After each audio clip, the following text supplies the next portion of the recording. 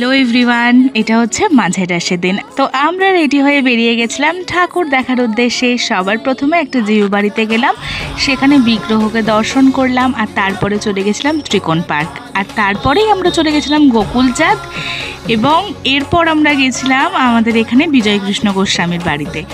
এবং এগুলো দেখার পরে আমরা সকলে মিলে চলে গেছিলাম আরও কয়েকটা ঠাকুর দেখতে, আর মাঝখানে আমরা খেয়ে নিয়েছিলাম একটু ফুচকা। আর এই প্যান্ডেলটা দেখো 7 ভাই চম্পা করেছিল, ভীষণ সুন্দর করেছিল, ভিতরটা দারুণ লাগছিল, চারিদিকে চাঁপা ফুল করেছিল, জাস্ট অসাধারণ। তো এই যে আমরা হাঁটতে হাঁটতে চলেছি, আর বাবা ছিল সাইকেলের পেছনে। তারপরে এই ঠাকুরটা জাস্ট দেখো, এত সুন্দরভাবে তুলে ধরেছে আমাদের শান্তিপুরের ঠাকুর নাচকে, যেন চোখ জুড়িয়ে যাচ্ছে। তারপরে চলে গেছিলাম আমরা তিলিপাড়ায়, আর তিলিপাড়াতেও খুব সুন্দর বাঁশ দিয়ে হাড়ি দিয়ে বেশ সুন্দর প্যান্ডেলটা করেছিল, সেটাও আমরা দেখলাম। আবার দেখা হচ্ছে নেক্সট পার্টে।